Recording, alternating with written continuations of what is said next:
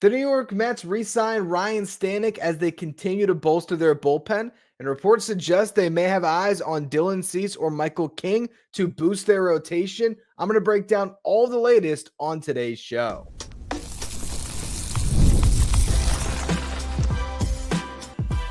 You are Locked On Mets, your daily New York Mets podcast, part of the Locked On Podcast Network, your team every day. Hello to all you amazing Mets fans. You're watching Locked On Mets, part of the Locked On Podcast Network, your team every day. I'm your host, Ryan Finkelstein. If you want to find any of my work, follow me on X at Finkelstein Ryan. You can also find some of my writing at justbaseball.com, where I work as the managing editor. Super Bowl 59 is here, and there's no better way to make every play more exciting than with FanDuel Sportsbook. New customers can bet just $5, and if you win, you'll score $200 in bonus bets. Download the app or head to FanDuel.com to get started. Well, the Mets bullpen got a little bit better on Wednesday. Ryan Stanek coming back to the Mets on a one-year, $4.5 million deal with $500,000 available to him in incentives. This is a contract very similar to what he signed last offseason with the Mariners when he got $4 million, and I do believe there might have been some incentives in that one as well.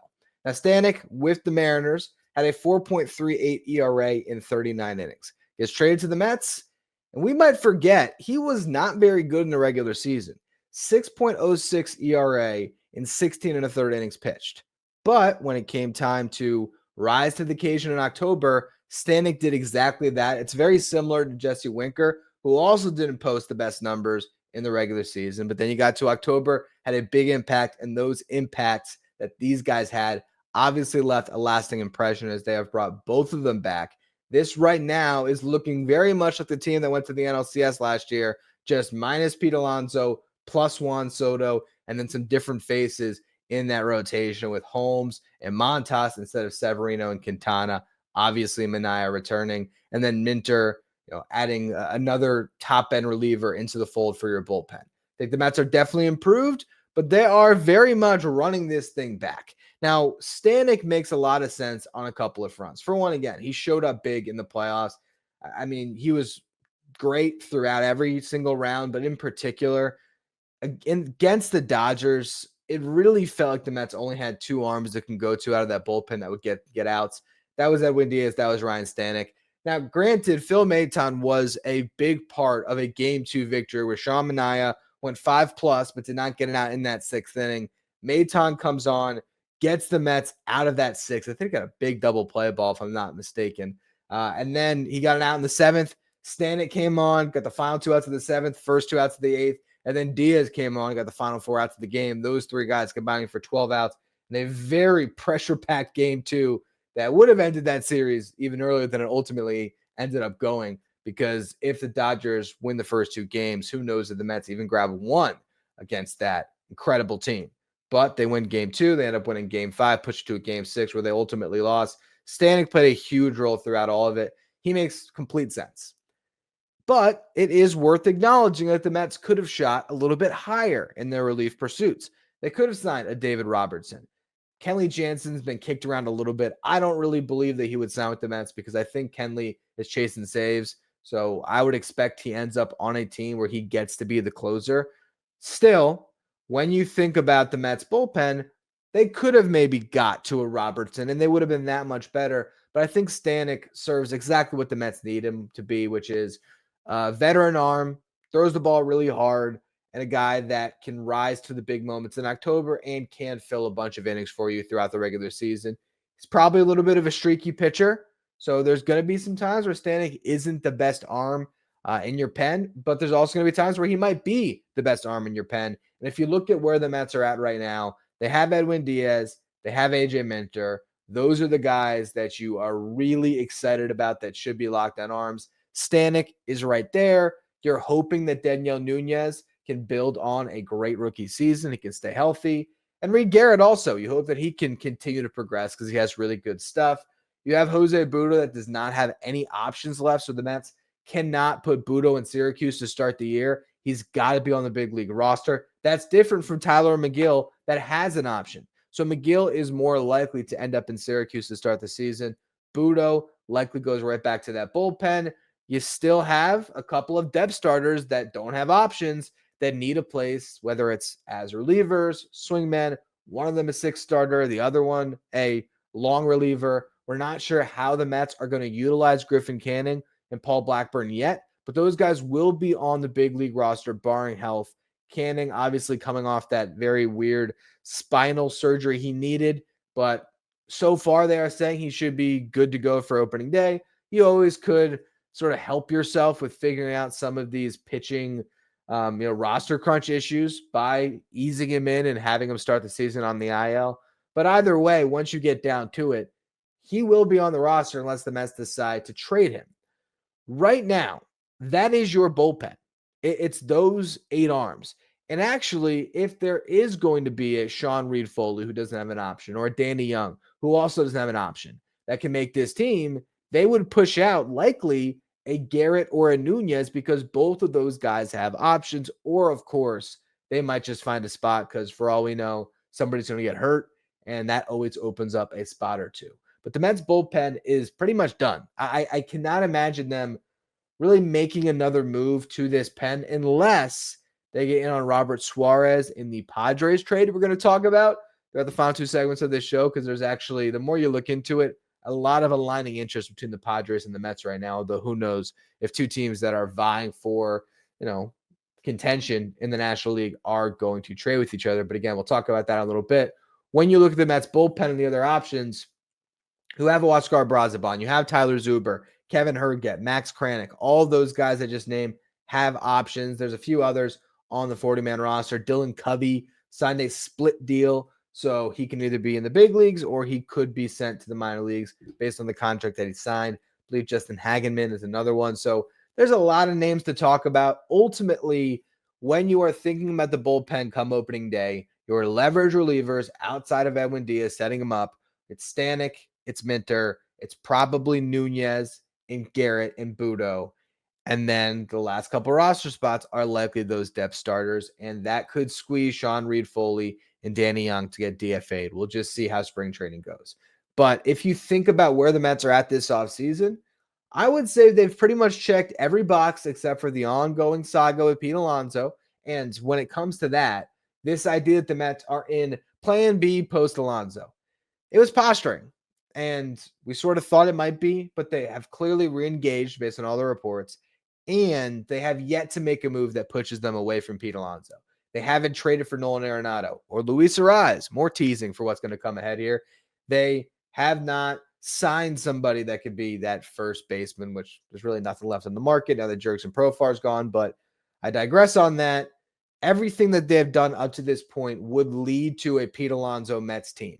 They get Minter, they get Winker. Those are guys I think they would have signed anyway. And by signing Stanek instead of a David Robertson, they did keep a little bit more, in the pocketbooks to potentially give to Alonso on a deal. So that's where we're at in free agency. But there is still the trade market where the Mets could explore some things.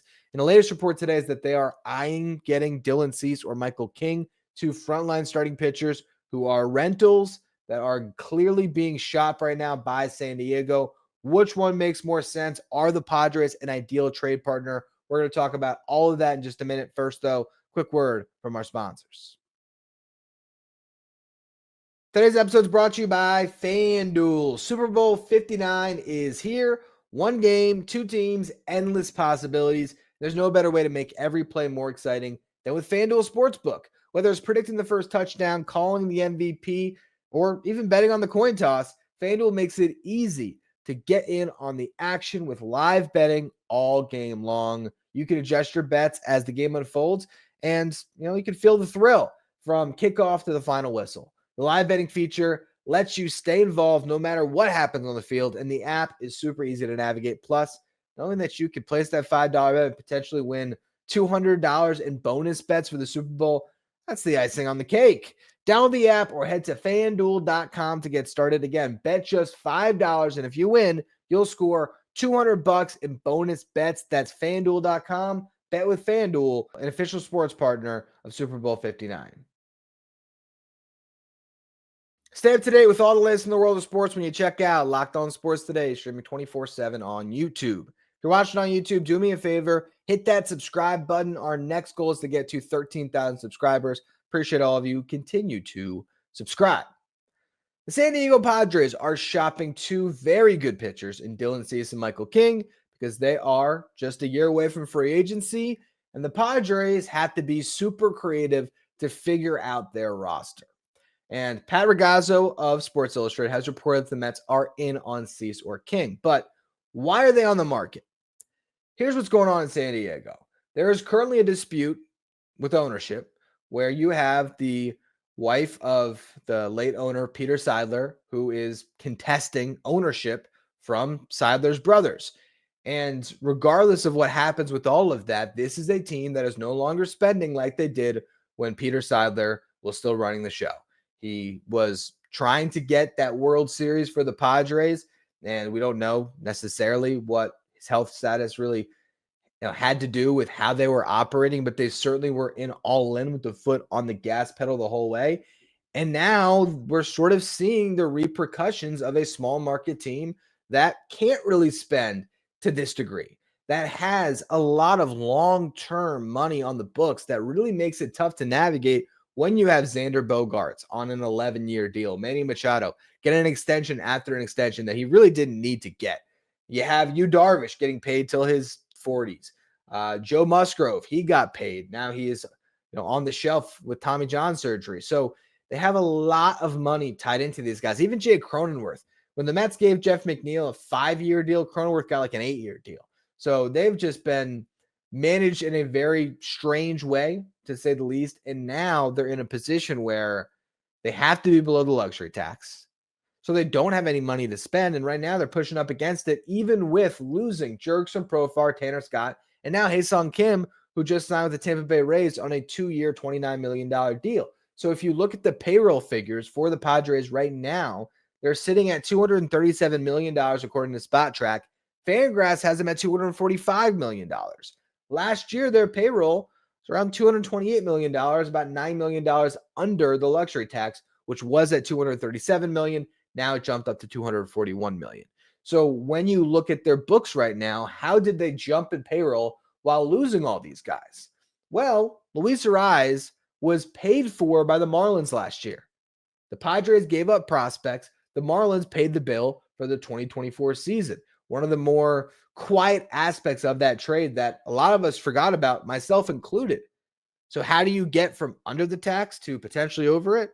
You go from paying Luis Arraez like $500K last year in a prorated salary to seeing his final arbitration number of $14 million. That is a big jump, and that's why Arraez is on the market. You also have rising arbitration figures like Michael King, like Dylan Cease, and these are the guys that have some value that they're going to look to trade and do exactly what they did last year, which was taking Juan Soto in his final year, flipping him, turning him into Michael King, as well as a pitching prospect in Drew Thorpe that they then turned around and traded him to the White Sox for Cease. So they basically traded Soto and then some for Cease and King, and they also got Randy Vasquez and Johnny Brito in that trade from the Yankees, giving them further pitching depth. That is how they made their team work last year. They went to the trade market and they got super creative. Now they're trying to do it again. And the two pieces that have the most value right now are Dylan Cease and Michael King. Luis Arraez at $14 million, while he is a now, what is it? Is it 3-time in a row batting champion? He's played for a different team after each batting title. Won in Minnesota, gets traded for Pablo Lopez, goes to the Marlins. Helps them get to the playoffs, wins another batting title, does great. Next season, they flip him to the Padres. Now he's right back on the market. And you have a player that has one tool, and he is elite at that tool, the hit tool. But he doesn't hit for power, and he is as bad of a defensive player as we have in Major League Baseball. I mean, you could say, oh, just trade for Arraez and have him be your first baseman. And I do think, as we talk about packages more in the next segment, there is something to that where if the Mets really do get to a point where Alonso is just not going to happen and he signs with another team, then all of a sudden, if you needed a first baseman, you can stomach it for a year. But I'm telling you, Luis Arraez will frustrate you more than Pete Alonso because he will not feel the ground ball hit right at him. He's a small target over at first base. He would be a big downgrade defensively over Pete, which sounds crazy because Pete's no Gold Glover, but Arise is a really poor defender. So I really question how much they can get for Luis Arise. What are they going to pull off in that trade that helps them this year? Maybe it is prospects to help them down the line. Maybe they get some depth pieces. If you look at what they need right now, they just re-signed Elias Diaz. He helps fill their catcher spot. They have Luis Campusano, a guy that just hasn't quite broken through at the big league level. He likely factors in as well. And then you have Martin Maldonado. It's on a minor league deal. So the catcher spot is pretty much set. They also re-signed Tyler Wade this offseason to give them another utility option off their bench. But if they do move Arise, they're going to need to fill an infield spot, and they have a hole in left field. Plus, if you trade a Cease or a King, you're going to have to fill a spot in that rotation.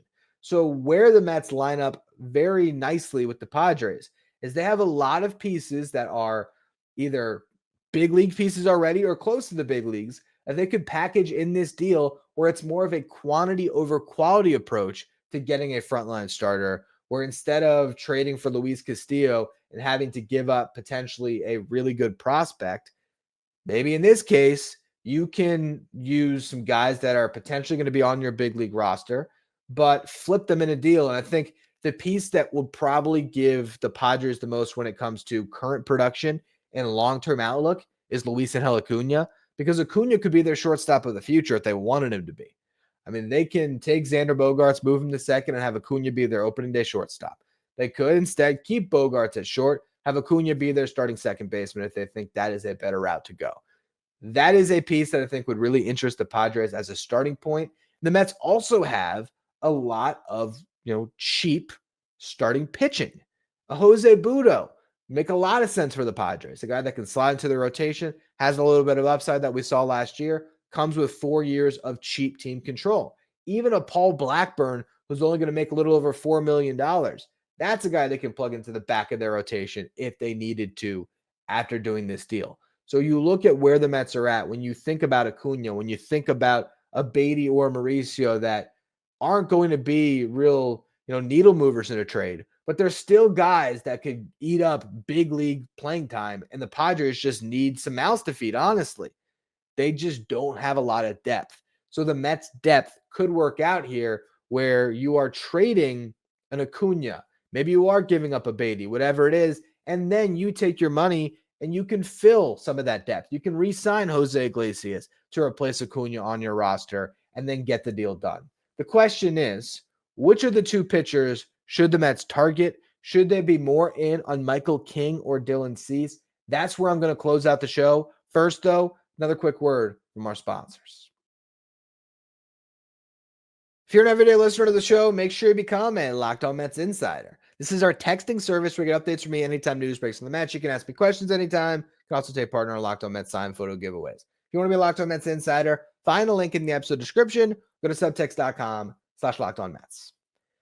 Now, you probably are wondering, as I broke down some potential pieces that could go back for one of these frontline starters, how the Mets could really pull off a trade for a Dylan Cease by giving up Acuna, Beatty, and Mauricio. And I'm certainly not saying that that is the package. What I'm saying is these are all pieces that could interest a team that is trying to contend, who needs to fill a couple starting spots in their lineup. And also, if they trade one of these arms, they're going to have to replace them in their rotation. Now, they are dropping off in a pretty significant way to go from a trio of Dylan Cease, Michael King, and Yu Darvish to just a duo of whoever's left, whichever one they don't trade, Darvish, and then it's like Matt Waldron, Randy Vasquez, and then potentially you get a depth starter in the trade. So it's going to thin them out. They might be in a position where they take some of the stuff they get and then they go back and try to get another starter. But even then, I just don't see where you get a cheaper starter for your rotation that's cost controlled. Or not just giving up stuff in the farm system that you don't think they would have. But then again, AJ Preller just finds a way to spawn prospects to get trades done. So we'll see how the Padres continue to navigate here. But what they're ultimately trying to accomplish is removing one of these starting pitchers to fill multiple spots. So if they can get another starter in the deal that fills that spot in the rotation, and they can get a starting level player in their lineup, I think they'd be willing to talk. And then it's just about finding the pieces that make up enough value. And also just depends on how many teams are bidding on either Cease or King. So I think a starting point really could be Acuna and Budo. And then depending on the market, you figure out what those other pieces are. Do you have to include a prospect in the deal?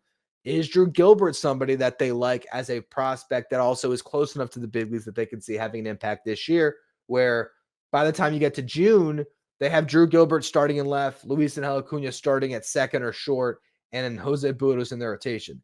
That is the sort of quantity over quality approach where you lose a guy in Dylan Cease potentially, who is routinely striking out over 220 batters, but you fill 3 spots and you sort of make it through. And then the Padres are just banking on the upside or the star players, I should say, that already have in Machado, in Tatis, in Bogarts, in Darvish, in Merrill, those guys to sort of carry the rest of the roster, and then they'll take another crack at it. But the way the Padres are moving, they all of a sudden are looking like at least just the third best team, maybe the fourth best team, depending on what the Giants do in that NL West.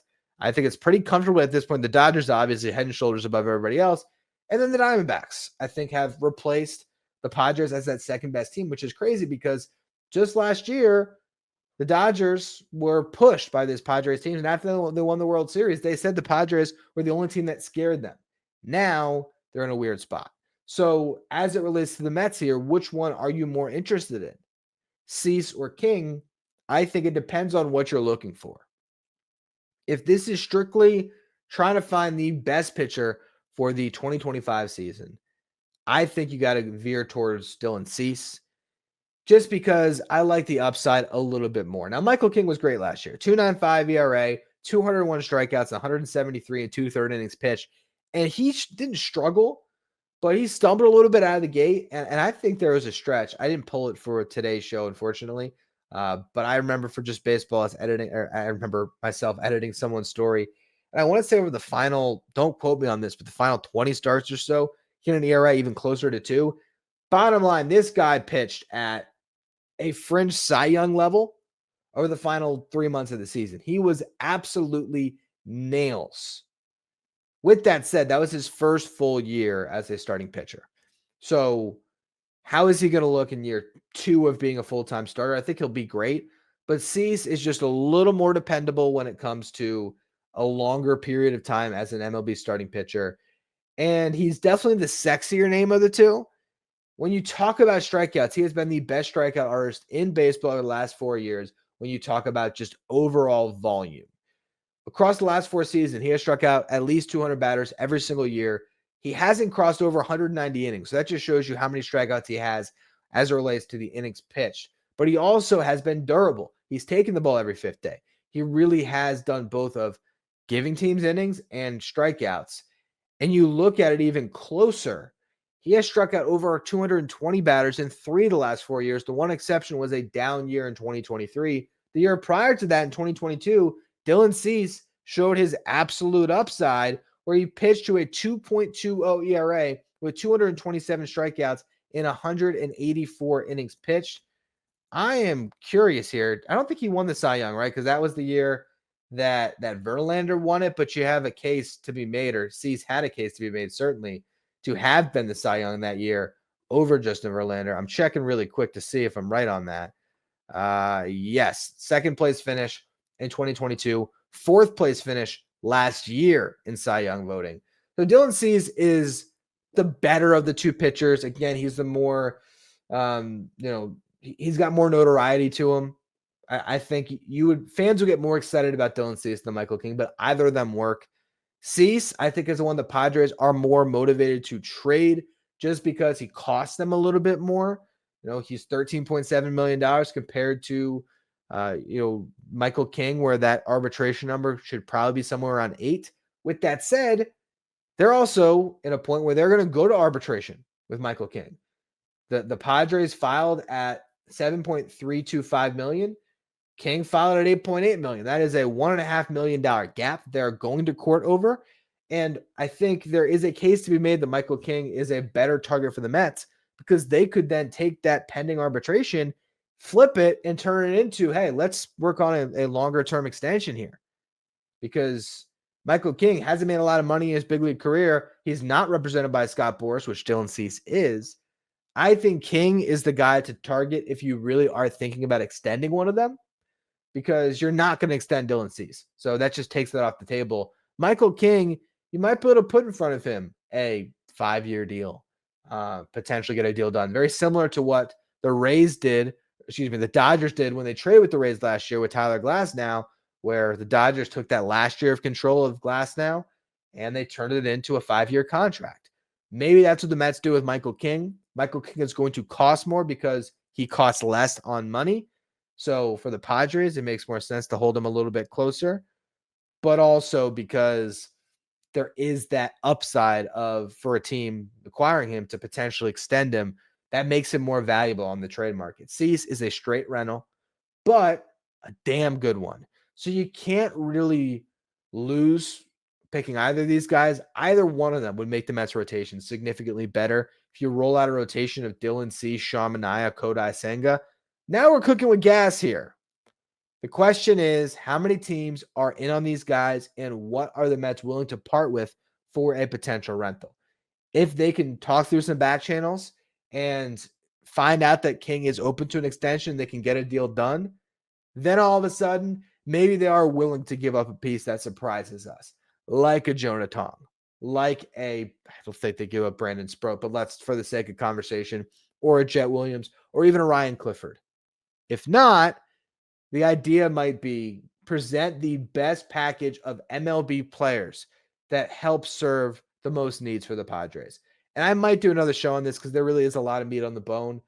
Another move the Mets could make within this is maybe you also acquire Robert Suarez, the Padres closer, who's making, I think it's $10 million next year, and then 2 seasons beyond that of $8 million apiece with an opt-out after next season. So he's owed 3 years, $26 million. That's what the Mets would be acquiring, but he can opt out, and he would give you another back-end arm, someone who could set up Edwin Diaz. In that type of a trade, you're probably moving another couple arms from your major league depth chart to fit in Suarez. So in that case, maybe you're seeing Reed Garrett go back the other way, and you're sort of upgrading a little bit, getting a more high upside, more trusted back-end reliever. Garrett goes to the Padres to sort of backfill that slot. So there's a lot of permutations that can work here between the Mets and the Padres. These are two sides that make a lot of sense in a trade. There's just a lot of other teams that might want to get on this, and I don't expect both King and Cease to be moved. I think they're going to trade one or the other. They're sort of staying in that middle ground of wanting to still be competitive because they have a ton of pieces to win now, but also having to keep on thinking about how they reshape this thing so that they can stay competitive and have a longer window with these guys that are locked up. They're in a bad spot. Maybe the Mets can take advantage, and we'll continue to discuss this a little bit over the coming days and weeks. I also still want to talk about the other potential trade possibilities for the Mets when it comes to replacing Pete Alonso, if that's what they choose to do. So barring news, and I think I've said that 3 days in a row now, we will discuss that on tomorrow's show, or instead we might do a little more diving into the Padres-Mets trade partnership. Anyway, that's going to be all for today's show. I appreciate all of you who tuned in.